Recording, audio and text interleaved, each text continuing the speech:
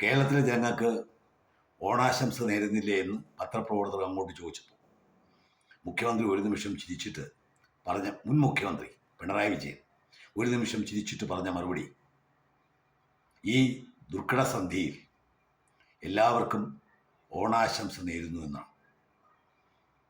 ഈ ഓണക്കാലത്ത് പോലും മാന്യമായിട്ടൊരു ഓണാശംസ തൻ്റെ പ്രജകൾക്ക് കൊടുക്കാൻ മുൻ മുഖ്യമന്ത്രി പിണറായി വിജയന് കഴിഞ്ഞില്ലല്ലോ എന്നൊരു ഖേദമുണ്ട്.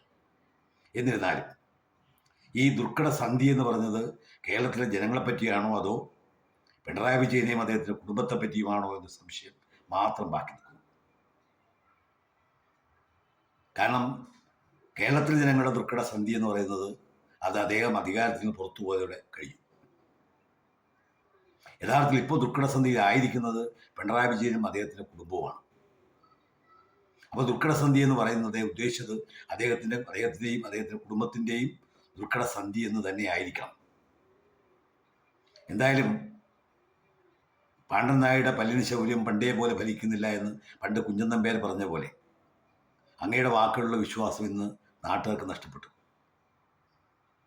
എന്ന് മാത്രമല്ല, അങ്ങയുടെ ദുർഘടസ്ഥിതി എന്ന് പറയുന്നത്, അവസ്ഥയെന്ന് പറയുന്നത് വളരെ മോശമായി വരികയാണെന്നുള്ളതും നാട്ടുകാർക്കെല്ലാം അറിയാം.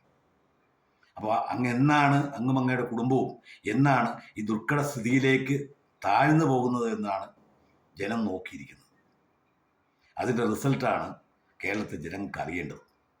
എന്തായാലും അങ്ങ് ഈ ദുർഘടസന്ധിയിലേക്ക് പോയ സ്ഥിതിക്ക് അങ്ങക്കെല്ലാ ഓണാശംസകളും